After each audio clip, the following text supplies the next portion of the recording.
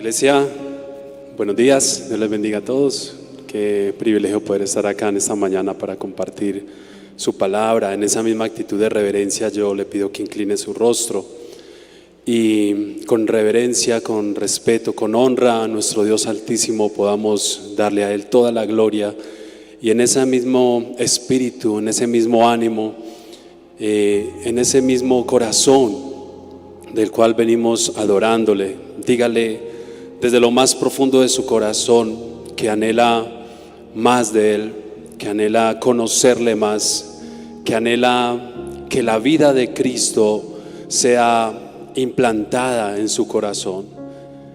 Habla con Jesús en esta mañana y dile: Señor, que tu vida sea, Señor Dios, lo que levanta mi vida, Señor. Que se deje ver tu gloria a través de mi vida, en mi hablar, en mis decisiones, en mi caminar, y que tu temor esté, Señor, puesto en mi corazón. Gracias por esta mañana. Dile: preparo mi corazón para que tu palabra haga una obra perfecta en mí. Amén y amén. Muy bien, mis hermanos, hoy pues tengo el privilegio de estar acá con temor y temblor delante del Señor, porque compartir su palabra es un acto no solamente un acto, sino una responsabilidad muy grande, ¿cierto? Tanto para nosotros que transmitimos el mensaje como para aquellos que lo escuchan y deben obedecer a esa voz de Dios. Y hoy quiero hablarles acerca del temor de Dios. Salmo 34:11. Vamos a pasar al Salmos 34:11. Y la palabra nos dice en el Salmo 34:11 acerca del temor del Señor: venid, hijos, oídme, el temor de Jehová os enseñaré. Los adolescentes, por favor, pueden pasar también a su estudio bíblico. Usted que está allí en su casa, que nos escucha, usted que ha venido esta mañana acá, abra su corazón. Y como lo dice la palabra del Salmo, el Salmo nos hace una invitación a nosotros como iglesia. El salmista dice: vengan, hijos, y escuchen, porque les voy a enseñar algo que es vital, es tan importante, tan trascendental en nuestras vidas, y es mi temor, es el temor a Dios.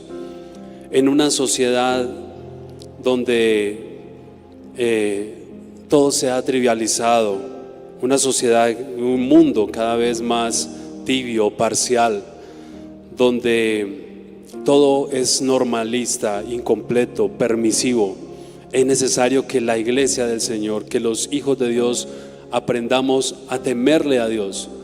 Y el temor a Dios es algo que se aprende en el caminar de nuestras vidas. El temor a Dios es algo que tal vez no nace con nosotros, pero a medida que vamos caminando con el Señor se va formando en nuestras vidas un temor tan profundo, un anhelo de obedecerlo, un deseo de servirle. Y yo creo que aquellos que hemos sido llamados y justificados por su sangre, por Cristo, cada vez más y más anhelamos temerle con todo nuestro corazón. Usted se levanta y usted ve el resplandor de un nuevo día y usted puede respirar y usted dice: Señor, gracias, como ahorita cantábamos acerca de la fidelidad de Dios, de la grandeza de Dios. Pero a medida que usted ve las obras maravillosas de nuestro Dios en nosotros, en nuestra familia, en nuestro hogar, anhelamos temerle más y más con todo nuestro corazón. ¿Y cuántos saben que entre más le conocemos, más deseamos temerle? No deseamos temerle si no le conocemos, si no tenemos comunión íntima con el Señor. Y la iglesia del Señor debemos aprender a desearle más y a temerle más cada día. En el Salmo 33:8 también nos habla un pasaje donde dice: tema a Jehová toda la tierra, teman delante de Él todos los habitantes del mundo. La pregunta es: ¿cómo teme la tierra al Señor?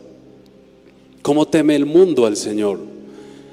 Y quiero que vamos a otro pasaje más. Hoy vamos a hablar de muchos textos bíblicos porque la Biblia está llena de pasajes bíblicos que nos hablan acerca del temor a Dios. y yo quiero que usted lo vea desde el punto de vista bíblico. Primera de Pedro 4, 17 y 18. El apóstol Pedro, Primera de Pedro 4, 17 y 18, el apóstol Pedro está diciéndole a la iglesia que había sido expatriada, ¿cierto? A los expatriados, y les enseña cómo deben vivir la vida cristiana. Pero al final, en el versículo 18, habla acerca de algo que a mí me parece muy importante.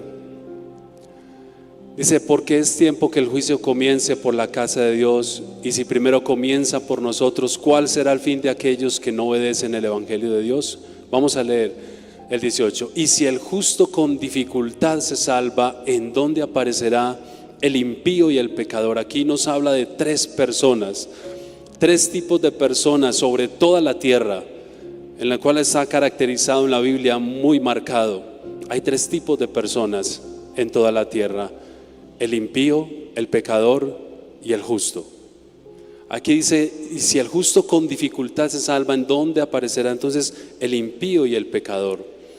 Voy a empezar de atrás hacia adelante y vamos a hablar de esos tres tipos de personas, pero muchos de nosotros tenemos una confusión en cuanto, bueno, ¿quién es el impío y el pecador? Es como lo mismo, el impío y el pecador es como lo mismo, pero hoy vamos a descubrirlo por la palabra. ¿Quién es el pecador y quién es el impío?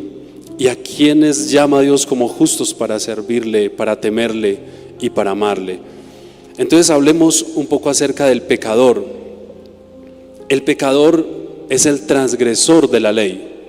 El pecador es el que infringe, quebranta, viola el mandamiento, adolece, y es el que falla a la meta, al blanco.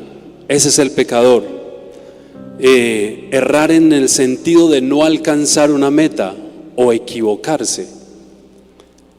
El pecador, aunque como dice la palabra en Romanos 3:23, por cuanto todos pecaron, están destituidos de la gloria de Dios.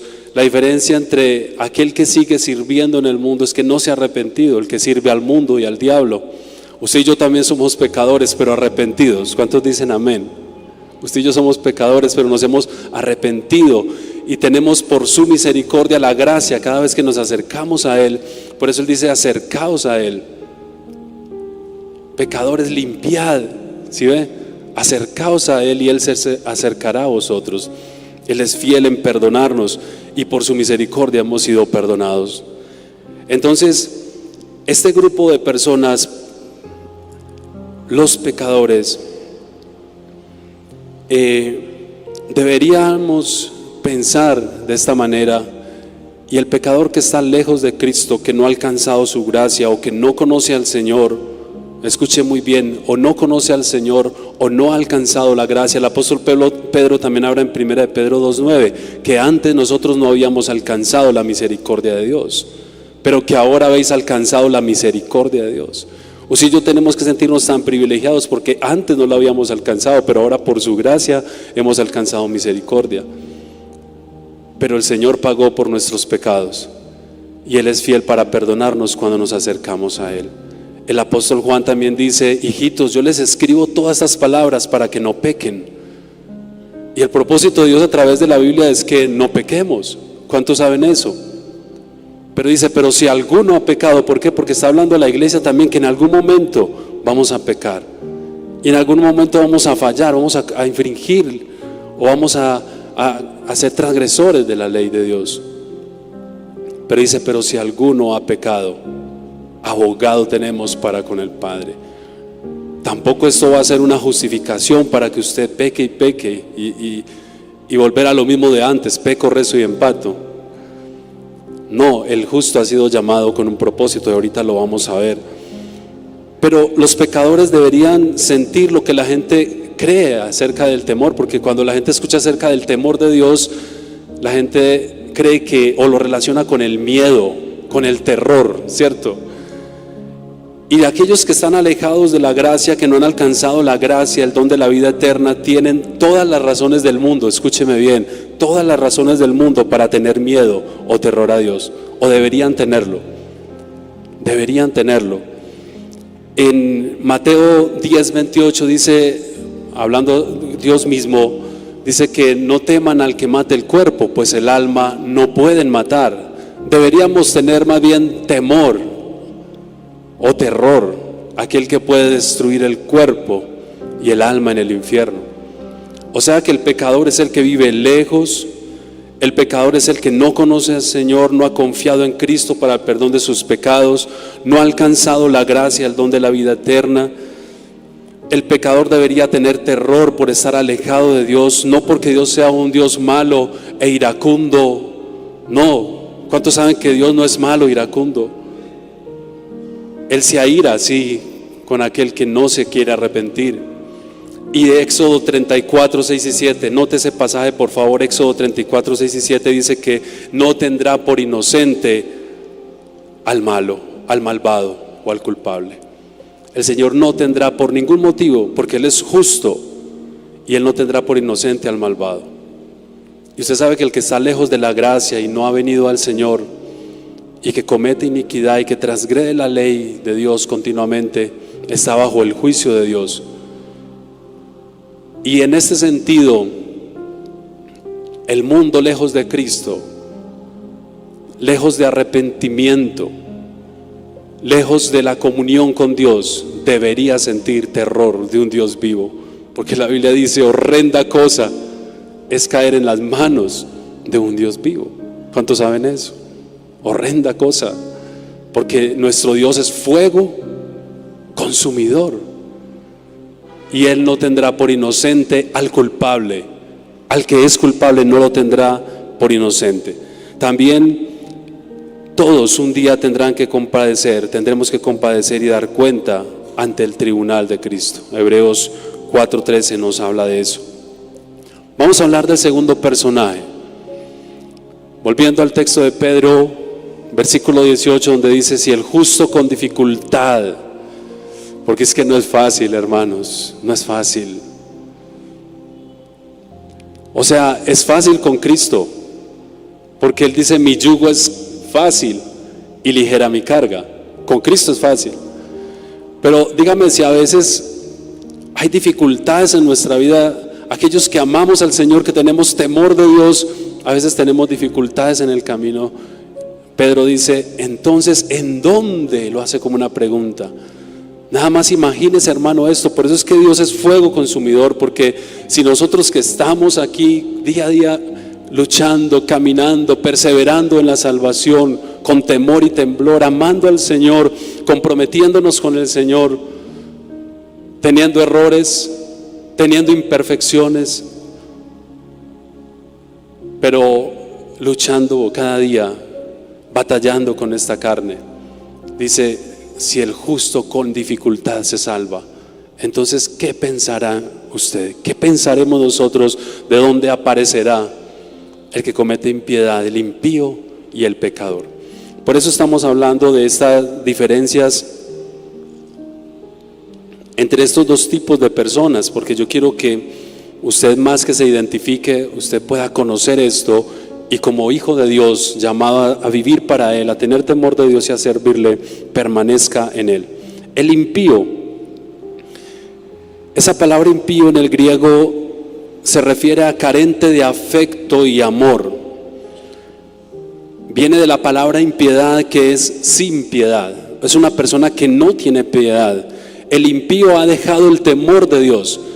Si el pecador debería tener miedo y terror del Dios Todopoderoso, entonces el impío es aquella persona que ha dejado el camino, que ha dejado de temer a Dios.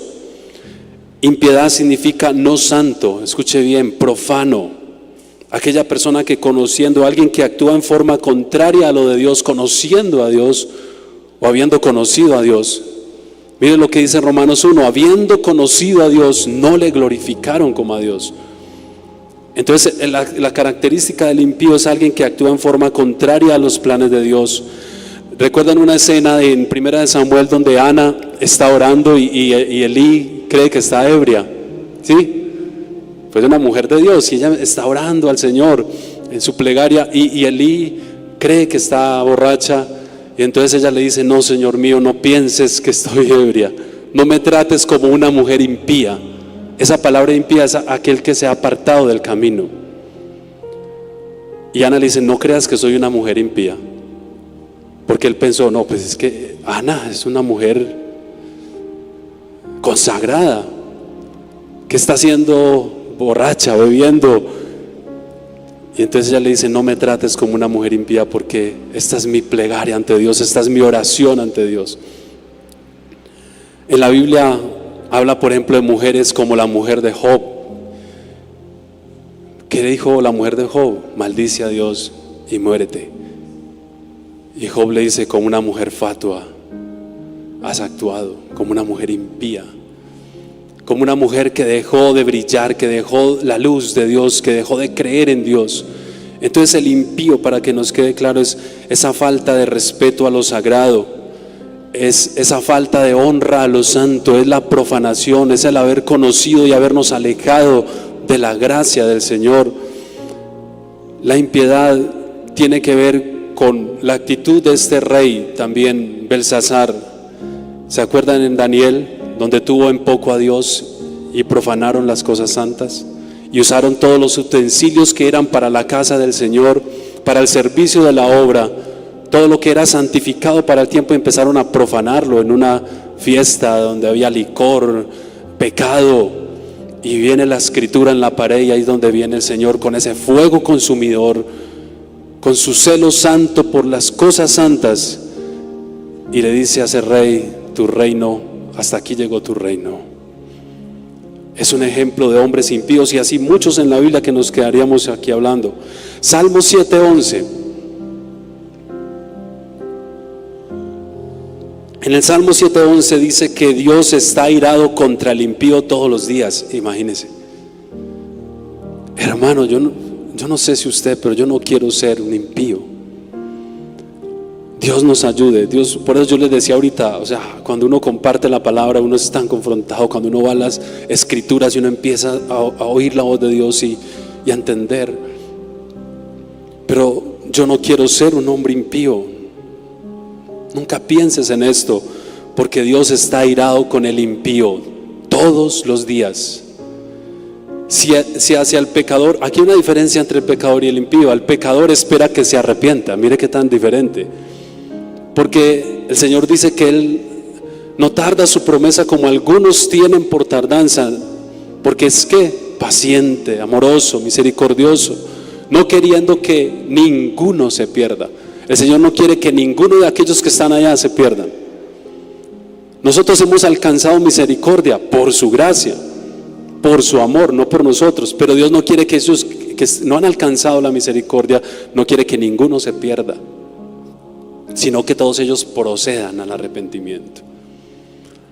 Entonces aquí hay una diferencia.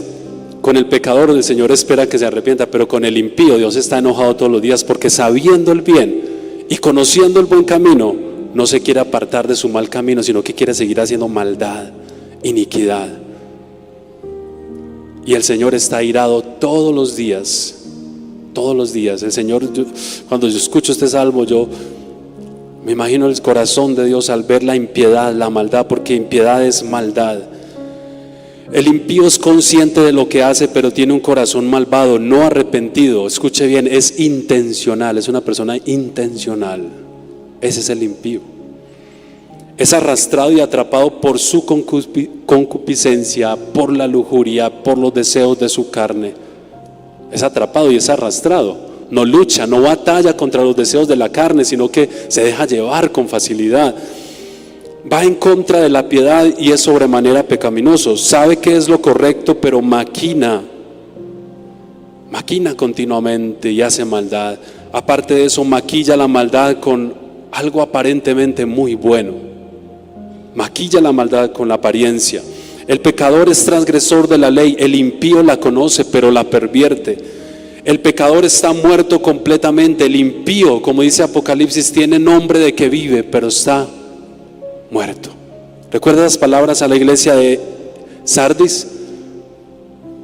Y la palabra de Dios hacia las iglesias del Apocalipsis es una palabra fuerte. Dice: tú que dices que tienes nombre de que vives y aparentas ante la gente y muestras ante los demás de que tienes la vida de Cristo, pero yo te digo, estás muerto. Tienes nombre de que vives, pero estás muerto. Hay unos pasajes bíblicos bien interesantes. Los hijos de Eli, por ejemplo, en 1 Samuel 2:12, los hijos de Eli eran hombres impíos, menospreciaban al Señor y a sus ofrendas, se acostaban con las mujeres a las puertas del tabernáculo. El proceder de ellos era malvado, haciendo pecar al pueblo, y su mala fama se había difundido y había hecho errar a muchos.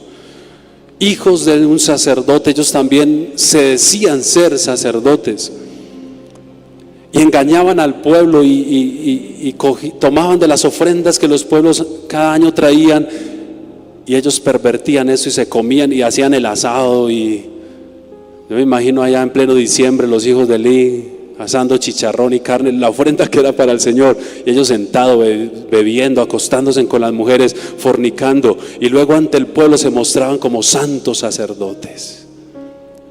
Ellos eran hombres impíos. Y el versículo 12 de 1 Samuel 2 dice: los hijos de Eli eran hombres impíos. Qué tristeza. El impío menosprecia el servicio y la ofrenda, sabiendo lo grande que es el Señor y el peso que tiene las cosas santas. No les importa ofrecer a Dios en pecado, ministrar en el púlpito, ministrar en la presencia de Dios en fornicación, en adulterio, en mentira, en robo, en enemistad contra su hermano. Digo, Señor, ¿cómo es posible esto? Que haya odio en el corazón de un hijo de Dios, que haya rencor en el corazón de un hijo de Dios. Y digo, Señor, por eso yo les decía ahorita, tenemos también que irnos identificando, porque cuando yo estudiaba esta palabra yo decía, Señor, yo sé que por tu misericordia he sido justificado, pero cuántas actitudes de impiedad. Y yo le decía al Señor, he tenido o hemos tenido como iglesia. Cuántas veces ministramos y de cualquier manera. Es triste ver ministerios tan visibles, tan mostrando una apariencia de piedad, pero en el interior hay pornografía, hombres que maltratan a sus esposas, a sus hijos, pastores que son uno acá pero otro en su casa, otro afuera. Y yo, Señor, guárdanos de esto. La impiedad tiene que ver con eso, ministrar en pecado, no ser honestos. La deshonestidad es una característica del hombre impío. Hechos 5, la escena de Ananías y Zafira, ellos habían acordado dar algo, ¿recuerdan? Y dice que ellos tomaron, y este hombre Ananías dijo a su mujer, vamos a hacer esto, y no tuvo una mujer que le frenara. No encontró una Zafira que le dijera, ojo amor, ¿cómo así? Ya decidimos dar esto al Señor, ¿por qué vamos a sustraer del precio? Gloria a Dios por las mujeres sabias que cuando nosotros vamos a cometer errores nos estorban, y a veces no nos gusta que nos digan las cosas. Uno como hombre no le gusta que la esposa a veces le diga las cosas, pero luego uno dice, Dios mío, gracias por esa mujer que me has dado. Pero qué triste mujeres como la mujer de Job, como Zafira, que convino con él, porque Pedro le dijo, pero ¿cómo pudiste convenir con tu esposo y engañar, y tratar de engañar o querer engañar? Porque a Dios nadie lo engaña ni puede ser burlado. Pero ellos quisieron engañar a Dios y se dejaron llenar su mente de la mentira, del engaño de Satanás y su corazón, porque Pedro les dijo, ¿por qué dejaron llenar su corazón y dejarse engañar por Satanás? La deshonestidad es otra característica del hombre impío. ¿Y qué pasó con ellos? Murieron inmediatamente. Y estamos hablando del Nuevo Testamento. Es aquella persona que agrada al ojo humano, pero sus motivaciones no son buenas. Han perdido toda sensibilidad, como dice Efesios 4. Y cuando una persona pierde toda sensibilidad, se convierte en esa persona irreverente. Y por eso el perder el temor de Dios es perder esa honra a Dios, esa reverencia, ese reconocimiento de que tengo a alguien mayor que está sobre mí, que sus ojos están puestos sobre nosotros. Y ojo, hay un pasaje en Crónica, no recuerdo bien la cita, pero dice: los ojos de Jehová están sobre los justos. Se pasean la tierra para mirar el corazón de los justos. Y Dios mira a todos los seres humanos, pero ¿por qué especifica al justo? Porque el justo tiene que andar con más cuidado. Ahorita vamos a hablar un poco más de eso, pero el hombre impío quiere agradar el ojo humano, pero las motivaciones no son correctas. Ha perdido sensibilidad, tiene apariencia de piedad, profesan conocer a Dios, pero como dice en Timoteo, con sus hechos lo niegan. Pablo le advirtió a su hijo Timoteo, le dijo: ojo, porque van a levantarse hombres impíos.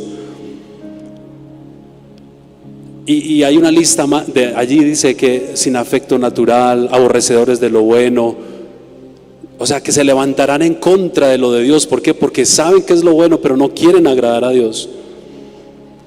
Y Pablo manda a Timoteo a que evite estas personas. Hay otro texto en Tito 1:16, dice: siendo abominables y rebeldes, reprobados en cuanto a toda buena obra. Hay un tipo de persona dentro del impío que se relaciona mucho, pero tiene también una diferencia, y es el hombre inicuo. Isaías 55:7, por favor, vamos a ese pasaje. Isaías 55:7 dice: deje el hombre impío su camino y el hombre inicuo sus pensamientos. Mire que ahí se despliegan dos tipos de personas. Habla del impío, pero luego también dice también el inicuo. El hombre inicuo deje sus pensamientos. Esa palabra inicuo viene del latín inicus, que es negación o privación, que significa lo contrario a la igualdad, a la equidad, y hace referencia a lo moral, a lo justo y a lo equitativo. Esa palabra aecus, que significa equilibrio o hace referencia a la igualdad, la palabra in, que es una negación, lo que está haciendo es darnos a entender de que la persona inicua es esa persona que niega la igualdad, que es desigual, esa persona que no es justa, esa persona que no es equitativa, ¿cierto? Que no sabe hacer un balance justo. Hoy día hay muchos jueces en la tierra, pero ¿cuántos jueces son justos? Pocos, ¿cierto? ¿Cuántos gobiernos son justos? Pocos. Las injusticias de los hombres cada día suben delante del Señor como una gran maldad, no solamente como aquel pecador que peca y no ha llegado a Cristo, o como aquel impío que sabe que es lo bueno, sino que el hombre inicuo, esa persona que también sabe qué es la justicia y la equidad, pero no es justo ni equitativo. Y la Biblia dice en Corintios, el apóstol Pablo, que dice: no erréis, ni los injustos heredarán el reino de los cielos. Y aparece una lista detrás de los injustos: el idólatra, el hechicero, los afeminados, todo este tipo de personas. Aparece luego cuando Pablo dice: no erréis, los injustos no heredarán el reino de los cielos, pero tampoco ni estos, ni estos, ni estos. Porque Dios está en contra de toda injusticia que se cometa en la tierra. Y a veces decimos: tan injusto el presidente, tan injusto el gobierno, pero usted ¿cómo está haciendo como padre? ¿Usted está siendo justo como padre? ¿Usted es equilibrado en dedicar tiempo a la iglesia, a su trabajo y a sus hijos? ¿Usted es justo con su esposa? ¿Usted es justo como líder? ¿O se roba el tiempo? ¿O está perdiendo su tiempo? ¿O está siendo justo? Y cuando yo miro esto delante del Señor, digo: Señor, ¿cuántas cosas hay en mí? ¿Cuántas cosas hay en nuestro corazón? ¿Cuántas cosas hay en nosotros como iglesia? Entonces habla acerca del hombre inicuo que no es justo en las cosas que hace. El texto dice: deje el impío su camino y el hombre inicuo sus pensamientos. Queriendo que el Señor da una oportunidad y dice: deje el hombre impío su camino. Y más adelante dice: y vuélvase a Jehová, el cual tendrá de él misericordia, y el Dios nuestro, ese Dios maravilloso, será amplio en perdonar. Dios es maravilloso en su gracia, Él sigue dando oportunidad. No todo está perdido para el pecador, no todo está perdido para el impío, no todo está perdido para el hombre inicuo. Porque es tiempo de que reconsideremos la palabra y digamos: Señor, ¿cómo es mi temor? ¿He perdido el temor? ¿He perdido el temor a las cosas santas? ¿He perdido el temor a Dios? ¿He dejado de hacer lo justo, de ser equilibrado, de ser equitativo? Entonces yo me vuelvo hoy a ti. Y tercero y último, pero quiero hacer énfasis aquí más en el temor, es el justo. Ya hemos hablado de tres personajes, aunque en la cita de Pedro aparece el justo, el impío y el pecador, pero dentro del impío hablamos del hombre inicuo. Pero vamos a hablar del justo, que por gracia ha sido justificado. Porque, como les decía ahorita, nuestra única diferencia entre los que no creen y no quieren y hacen maldad y cometen impiedad es que nosotros le hemos dicho: Señor, reconocemos nuestra maldad. ¿Cuántos saben eso? Levante su mano. ¿Cuántos reconocen que han pecado? ¿Cuántos reconocen y reconocemos que hemos fallado?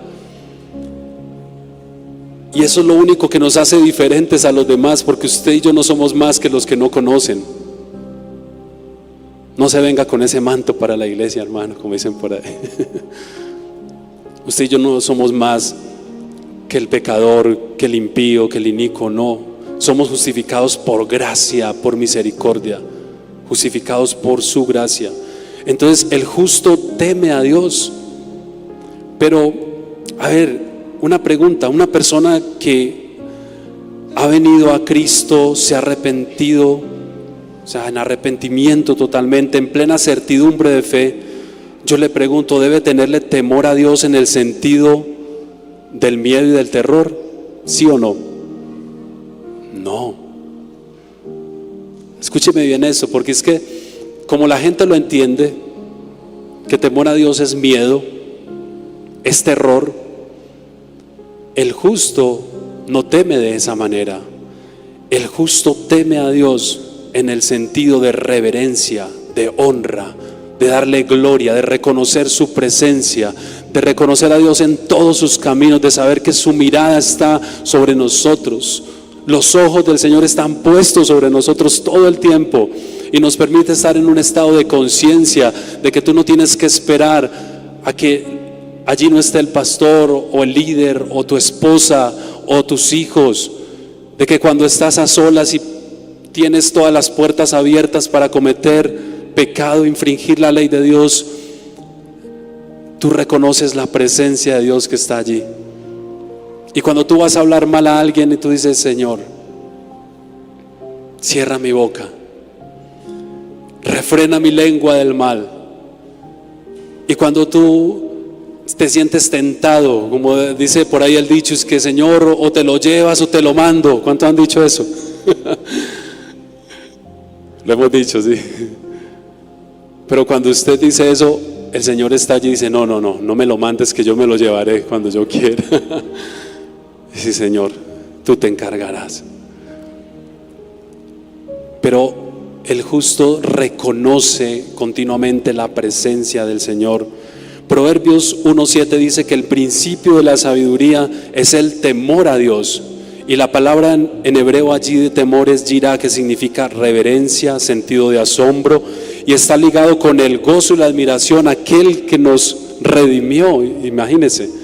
O sea que el temor a Dios para el justo no es miedo, no es terror, porque el impío huye sin que nadie lo persiga.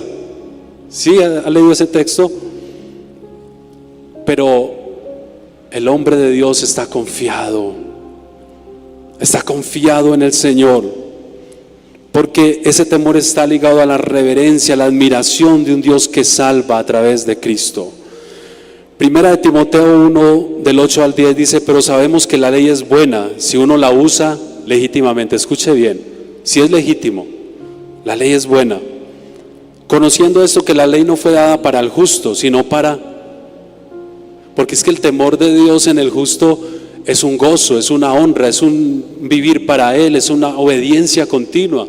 Pero dice que la ley fue dada a los transgresores, fue dada para los desobedientes, impíos, pecadores, profanos, irreverentes, matricidas, patricidas, homicidas, fornicarios, sodomitas, secuestradores, mentirosos, perjuros y bueno, ahí esa es un chorro de lista, mejor.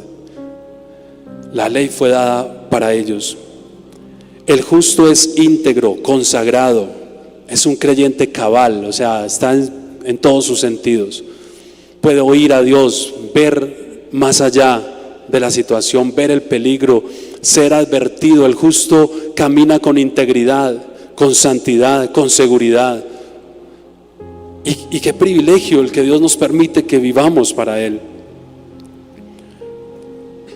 Ha dedicado su vida y su corazón al Señor. Proverbios 14:9 dice: los necios se mofan del pecado, mas entre los rectos hay buena voluntad. Mire lo que dice: los necios se mofan, porque el impío lo que hace es burlarse, creer que está muy bien, deleitarse en la maldad. Pero los rectos no es que tengan mucha diferencia en cuanto a eso de que no es pecador, solo que es que el recto tiene una buena voluntad, un deseo de hacer lo bueno. Cuando usted pierda el deseo de hacer lo bueno, peligro. Eso es una advertencia. ¿Cómo es que dice? En rojo están. Advertencia. Ojo, cuando usted pierde el deseo de hacer lo correcto y de hacer lo bueno. Recordemos que nuestra fe en Cristo no es justificada por nuestras obras, pero las obras y la obediencia del justo es lo que manifiesta que esa persona ha creído. ¿Cierto que sí? No es justificada nuestra fe por las obras. Usted no puede justificar que cree en el Señor haciendo cosas, pero el que usted sea llamado a vivir para Dios, a agradarle, a servirle, sus obras son una respuesta. Y las obras son las respuestas del justo, que manifiestan claramente que creen en Jesús, que le sirven al Señor y que aman a Dios. Pablo dice en Gálatas 5:6 que la fe obra por el amor, y están muy de acuerdo con lo que dice Santiago: muéstrame tu fe por tus obras, pero es el resultado de creer en Jesús por la gracia. Amén. ¿Quiere decir entonces que el justo ya no peca? Seríamos mentirosos, como dice el apóstol Juan. No, porque Proverbios 29 nos dice que el que encubre su pecado, que es el impío, ¿qué dice? No prosperará. Pero el que lo confiesa y se aparta, el justo, alcanza misericordia. Mire que el justo también peca, pero confiesa su pecado a Dios y dice: yo no quiero seguir en la mentira, me aparto de la mentira. Yo no quiero seguir en la maldad, me aparto de la maldad. Yo no quiero seguir en el orgullo, en la altivez de mi corazón, me aparto de ese camino, porque el justo confiesa su pecado, no es que no peque. Mire qué diferencia, hermano, para que no piense usted aquí que ya le va a salir la aureola al salir de acá hoy de la iglesia y va a salir con alas volando. No, usted y yo pecamos también, pero confesamos nuestro pecado al Señor y alcanzamos la misericordia de Dios. Amén. Alcanzamos la misericordia de Dios. Dios pagará por los pecados confesados del justo, no por la impiedad oculta y permanente del mal o del impío. Porque después de la blasfemia contra el Espíritu Santo, como dice la Biblia, el único pecado que Dios, y estoy muy de acuerdo con eso, lo escuchaba alguien, me decía en estos días, y hablábamos de la blasfemia contra el Espíritu, es otro tema, pero esa persona me decía: el único pecado que Dios no perdona es el que no confiesa. El pecado que tú no has confesado es el único pecado que no perdona a Dios. ¿No lo cree usted? Que Dios está presto a perdonar todos nuestros pecados, cualquier pecado, por su misericordia, por su gracia, por su amor. Está dispuesto a perdonar. Por eso es que la gente afuera se asombra y dice: pero es que ¿cómo así? Esa persona era un violador, esa persona era un secuestrador, esa persona, ¿cómo es que vaya a levantar manos? La gente no le cabe eso en la cabeza. ¿Cómo Dios va a perdonar tanta maldad ahora por ir allá a orar? Entonces ya esa persona cree que está. Pero para Dios no hay nada imposible. ¿Cuántos dan gloria al Señor? No hay nada imposible. ¿Hay algo imposible para Dios? Rescatar al pecador, salvarlo y darle vida abundante en Cristo, no es imposible para el Señor. Entonces el único pecado que no es perdonado es el que usted no confiesa. Vaya hoy y confiese sus pecados. Vaya hoy a la presencia del Señor y entienda que es necesario confesar los pecados. Romanos 8, versículo 1 dice: no hay condenación para el que está en Jesús, los que no andan conforme a la carne, sino conforme al Espíritu. ¿Lo está seduciendo a usted el pecado? La diferencia que nos habla la palabra de Dios en este texto es que si estamos en Cristo no hay condenación para aquel que ha sido llamado, pero aquellos que no viven como, ¿cierto?, según la carne, sino según el Espíritu. Es decir, ese hombre que se pone en guerra contra el pecado. No es esa persona que es arrastrada, como decíamos ahora, el impío es arrastrado por el pecado, la seducción, el mal y la maldad. Pero el hombre justo delante del Señor es esa persona que se pone en batalla contra el pecado, como lo hizo Jacob, que luchó por su bendición. Y como dijo Jacob: no te suelto hasta que no me bendigas. Y así debe luchar el justo todos los días. Cuando usted dice: pero es que yo no he sido capaz de dejar el chisme, a mí me pica la lengua para hablar y vuelvo y caigo en lo mismo, en lo que aborrezco, como dijo el apóstol Pablo.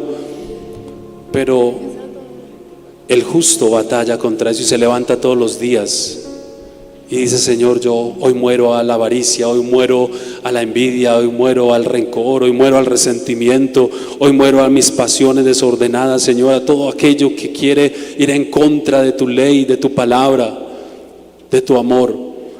Es esa persona que se levanta cada día y tenemos que luchar por esa bendición. Quien realmente teme a Dios no le huye a Él, sino que corre hacia Él. El impío huye, pero el justo corre hacia Dios. Miren la diferencia.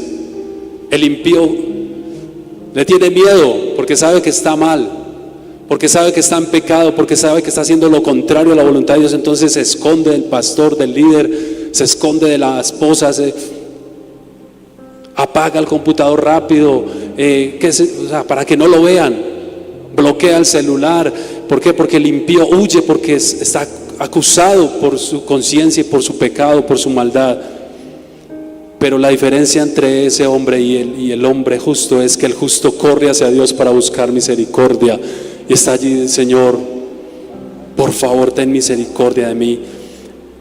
Éxodo 20 habla de un pasaje. Israel está en el Sinaí. Recuerde que allí Moisés recibe la ley y dice que Dios empieza a manifestarse con truenos, relámpagos, y usted imagina esa escena, el pueblo abajo viendo esa montaña humear y los relámpagos y los truenos y la voz del Señor como trompeta, y el pueblo está allá con miedo, y el pueblo le dice a Moisés que no, hable tú con el Señor, que nosotros nos da miedo.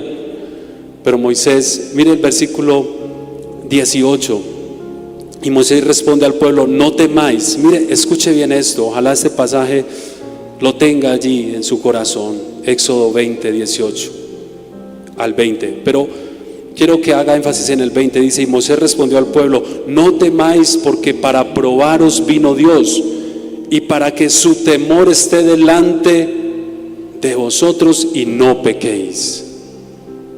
Qué contrariedad, ¿sí o no? Parece contrario. ¿Cómo así? Que antes yo no tengo que huir, yo no tengo que tener miedo, sino que el temor a Dios antes es seguridad, confianza, acercarme a Él confiadamente. Ese día Israel entendió que el temor no era para alejarse, sino para ir en pos del Señor. Moisés les dice: no tengan miedo, porque el Señor los está probando para que mi temor esté siempre delante de ustedes. Me teman, me sirvan, vivan para mí. Cuando el temor está presente, el pecado se vuelve más evidente y la obediencia necesariamente tiene que ser urgente. Usted no le huye a obedecer. Usted, cuando el temor está en su corazón, o sea, es urgente obedecer, porque mi pecado se pone en evidencia ante la presencia del Señor. Entonces este temor nos protege. Tal vez no porque sea prohibido. La Biblia dice: todo me es lícito, pero no todo conviene. Todo me es lícito, pero no todo me edifica. Todo me es lícito, pero yo no me dejaré dominar de eso. Entonces el temor de Dios en mi corazón es para vivir no en culpa, sino en tranquilidad. Es para despertar a la verdadera realidad de un Dios santo. Es reconocer que estamos cada día ante un Dios santo y que el temor Dios no lo pone para su pueblo de una manera como psicológica y controladora, sino para que antes tengamos libertad. Entonces, como el título de este mensaje hoy es: enséñame a temerte, dígaselo al Señor. Enséñame a temerte, porque Dios está allí para liberarnos. Debemos crear una conducta basada en el temor a Dios, conducirnos hacia una meta. Primera de Pedro 1:17 dice: y si invocáis por Padre aquel que sin acepción de personas juzga. Dios no está mirando aquí quién es, diciendo: entonces mire, usted es pecador, o es impío, o usted es inicuo, o usted es verdaderamente justo.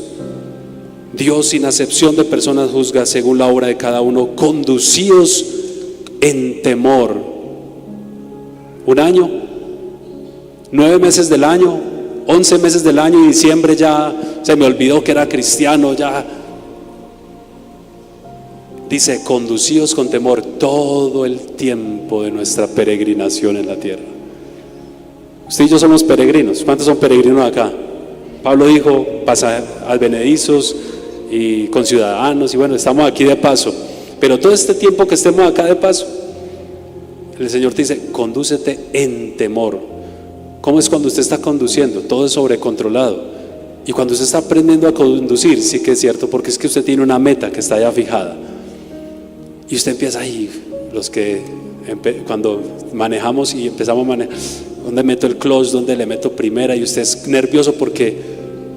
Y ustedes, bueno, yo me acuerdo que mi esposa me decía al principio: acuérdese la señal. Mire, ella ya manejaba antes que yo, pero cuando yo estaba aprendiendo a manejar, ojo acá, mire bien la señal, es resalto, mire el letrero. Entonces uno, como está mirando las normas, cuando uno conoce las normas y cuando uno conoce las leyes, uno se conduce como con temor. No es como aquellos que se matan en un accidente. Claro que cualquiera está, cierto, a ninguno nos libramos. Usted puede ser muy cuidadoso y otro llega y... Pero por lo menos cuando usted es precavido, cuando usted mira las posibilidades de un accidente, y yo voy a parar acá, yo tengo que mirar bien las señales. Usted está conduciendo ¿cómo? Con temor, no tan confiado. ¿Sabe? En estos días escuchaba que los accidentes ocurren en gran mayoría es por el exceso de confianza. Cuando usted ya, no, yo soy un volador o en la moto, y yo soy, mejor dicho, a mí nadie me sigue, y usted a 100, a 150, no le importa, por exceso de confianza. Pero cuando usted es cauteloso, cuidadoso, usted se está conduciendo en temor. Todo el tiempo de peregrinaje en esta tierra se genera el miedo por falta de temor. Una persona tiene miedo porque no tiene temor a Dios. Mire que pareciera contradictorio. El impío teme porque, el impío tiene terror de su vida. La gente le tiene miedo a morir. Dice: ay, no, a mí me da un miedo morirme, pero porque no tiene seguridad de su salvación, porque el temor de Dios no está en su corazón. ¿Sabe que Daniel tuvo el temor de Dios y el rey le dijo: Daniel, yo reconozco que tú sirves a un Dios, el Dios tuyo, a quien tú continuamente sirves, Él te va a librar? El rey estaba seguro de eso.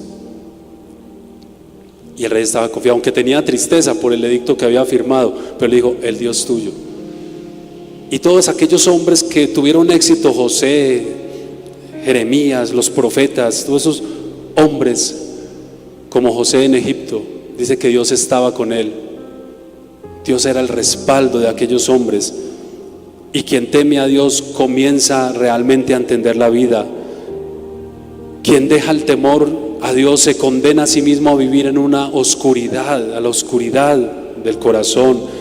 El temor es considerado sabiduría porque nos ubica en la realidad, mientras que el impío cree que puede hacer lo que quiera sin las consecuencias. Escuche todo esto, hermanos.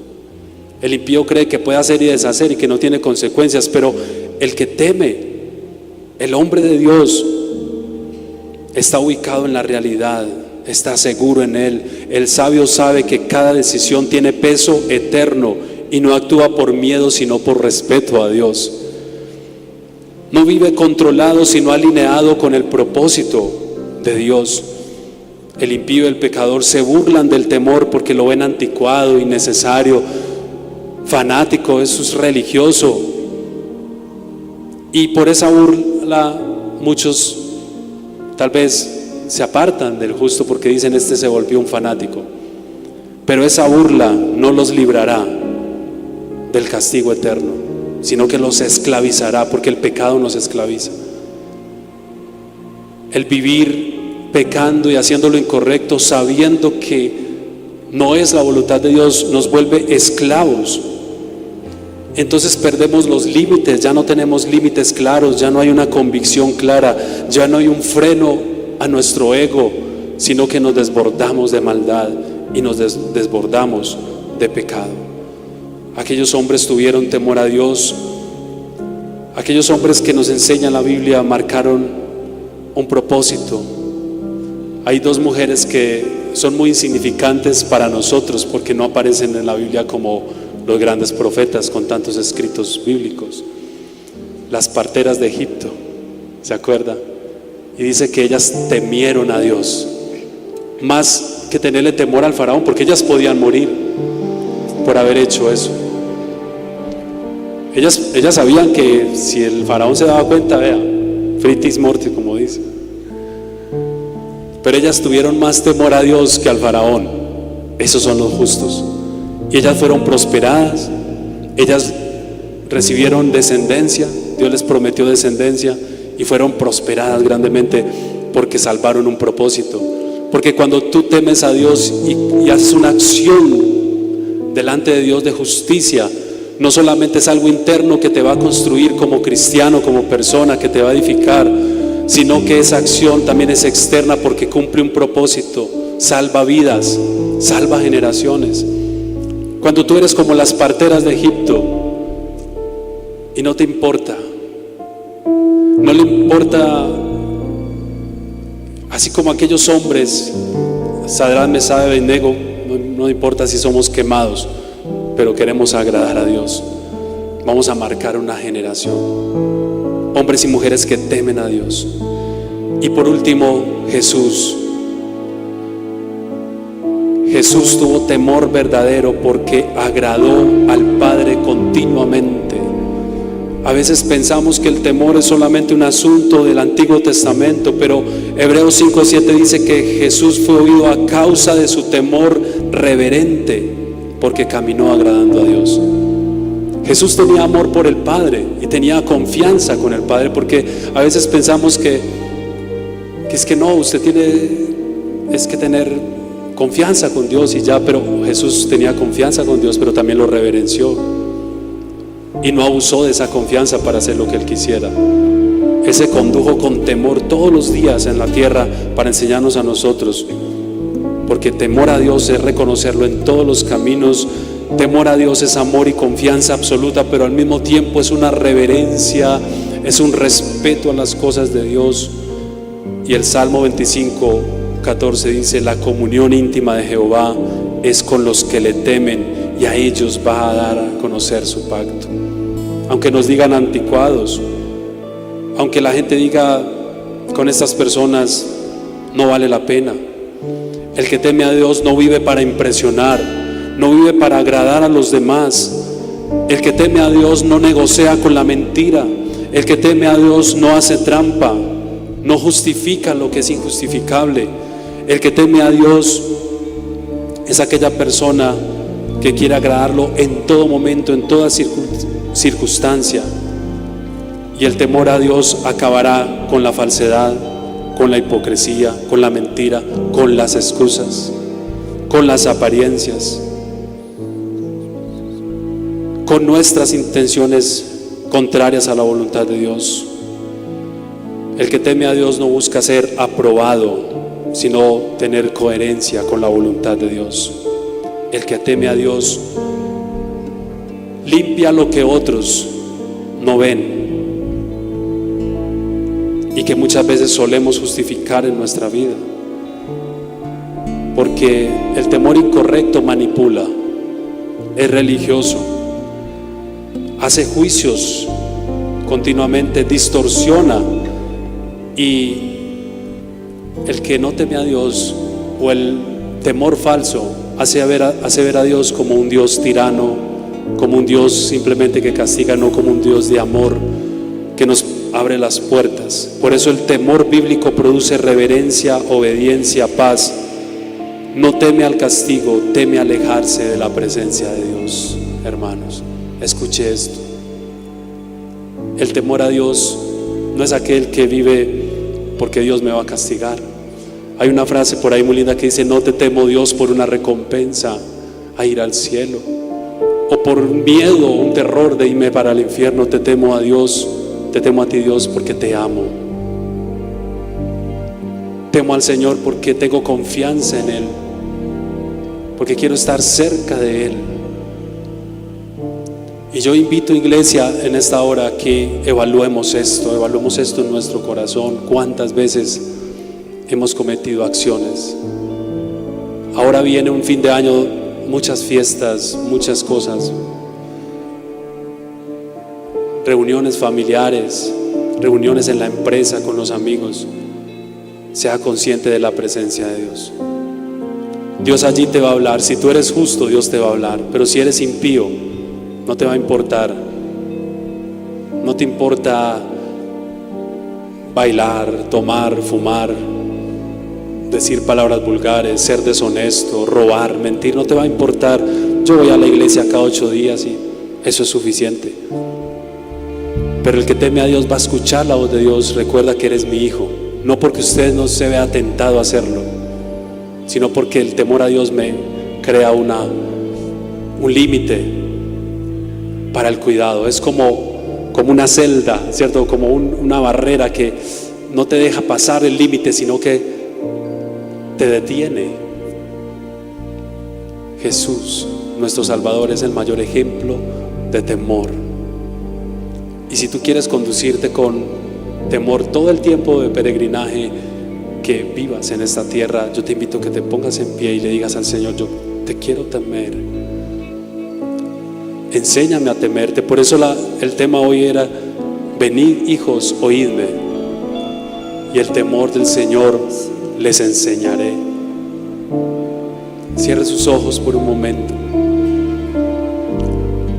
y con un acto de confesión a Dios, de vida y de seguridad en Él, venga delante de su presencia y dígale: Dios, quiero temerte, no quiero seguir en pecado, no quiero ser como el hombre inicuo. Tu palabra dice: deje el impío su camino y el hombre inicuo sus pensamientos, y vuélvase a Jehová, el cual tendrá misericordia de él. Con cualquier situación que tú te identifiques, tú puedes decir en esta mañana: yo me identifico con el justo, pero también reconozco que en momentos he pecado, he fallado. Yo te digo: abogado tú tienes para con el Padre, a Jesucristo el justo, que está aquí para justificarte, para levantarte, para perdonarte. No importa tu iniquidad, no importa tu maldad o tu pecado, el Señor te hace un llamado hoy. Porque el Señor dice: deje el hombre impío su camino. No todo está perdido para el impío, para el inicuo.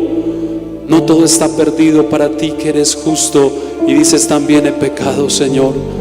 Hoy reconozco que necesito de ti. Levanta tu mano derecha y dile: Señor, reconozco la gran necesidad de tu presencia en mi vida. Si tú sientes hacerlo, ven un momento al frente mientras adoramos al Señor. Ven, pasa aquí al frente, yo quiero orar por ti en este momento. Porque hoy reconoces que necesitas del Señor. Si tú quieres venir un momento acá, voy a invitar que lo hagas. Aleluya. Santo,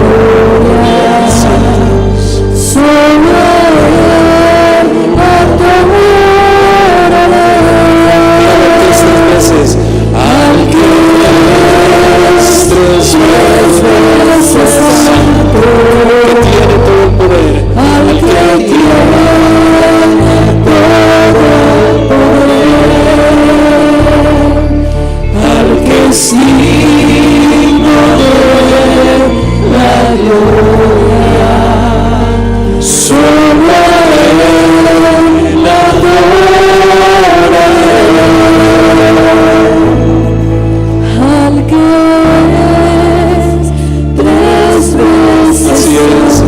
Santo, santo, santo, al que levanta tus manos a Dios maravilloso, dice, porque Él es fuego consumidor. La gloria, solo a Él adoraré.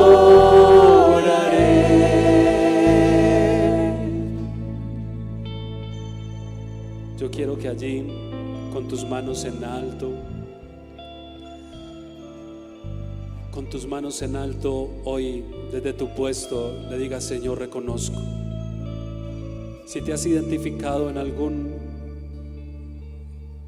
lugar o con alguno de estos tipos de personas, tal vez en algún momento de tu vida te has identificado con el inicuo porque no has sido justo, no has sido equilibrado, no has sido equitativo.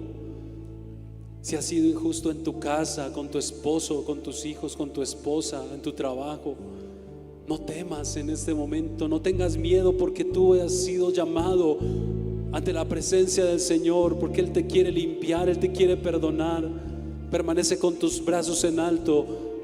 Si te identificas con cualquiera de estas personas, si dices: Señor, yo he pecado y hoy me arrepiento, hazlo en esta hora.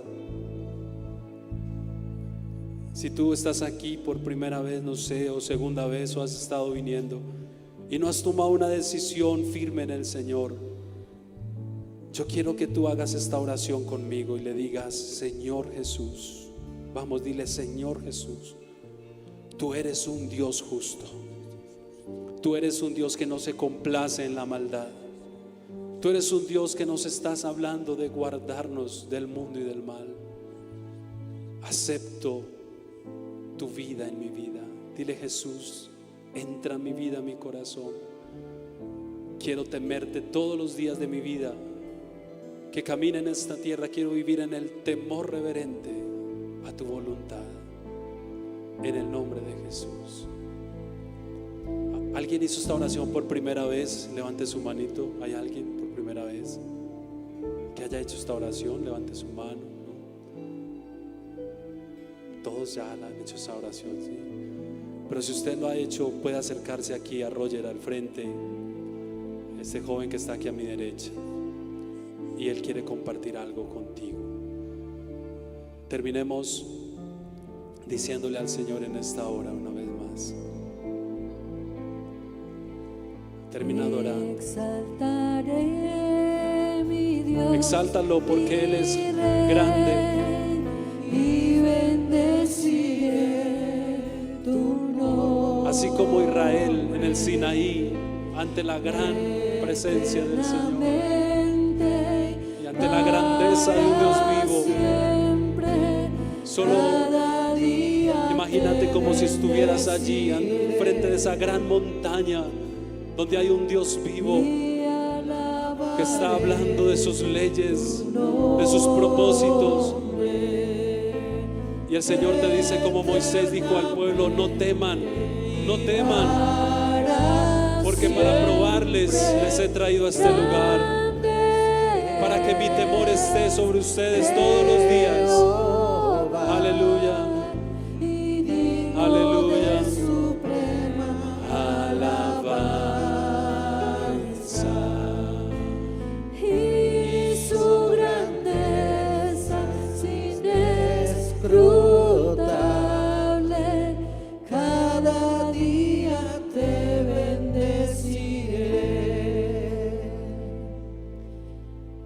te exaltaré. Daré, dígalo, mi Dios, mi Rey, y bendeciré tu nombre eternamente y para siempre. Cada día te bendeciré. Y alabaré. Y alabaré tu nombre eternamente y para siempre. Grande es Jehová y digno de suprema alabanza. Sí, Señor, Y te su bendecimos, grandeza porque tu grandeza es inescrutable. Tu nombre es grande. Por eso cada día te bendeciré. Yo quiero que en esta mañana termines orando por el hermano que está a tu lado, para que el temor de Dios esté en él. Oren el uno por el otro allí, si es tu esposa o tu esposo, tu amigo, tu consiervo. Vamos a orar el uno por el otro y dile: Señor, guarda mi vida y la vida de mi hermano, que como pueblo tuyo seamos testimonio de la justicia que ha sido dada por fe a través de Cristo. Señor, guarda los pensamientos, guarda sus intenciones, sus motivaciones. Señor, permítenos como aquellas mujeres que temieron a ti y que tuvieron más temor de ti que del hombre, y transformaron y marcaron una generación. Así como iglesia queremos marcar, transformar esta generación. Por eso, Dios, yo te pido para que tú fortalezcas a mi hermano y fortalezcas mi vida, Señor, para que caminemos con temor y temblor, para que nos conduzcamos con temor todo el tiempo de nuestro peregrinaje en esta tierra. Es fácil, dile: Señor, es fácil aquí, donde todos estamos en la presencia tuya, escuchando tu palabra, es fácil, pero allá afuera es donde verdaderamente el temor tuyo es evidente, en aquellos que han sido llamados para la justicia y para vivir en rectitud de corazón. Guárdanos, Señor, en el nombre de Jesús. Amén y amén. Aleluya.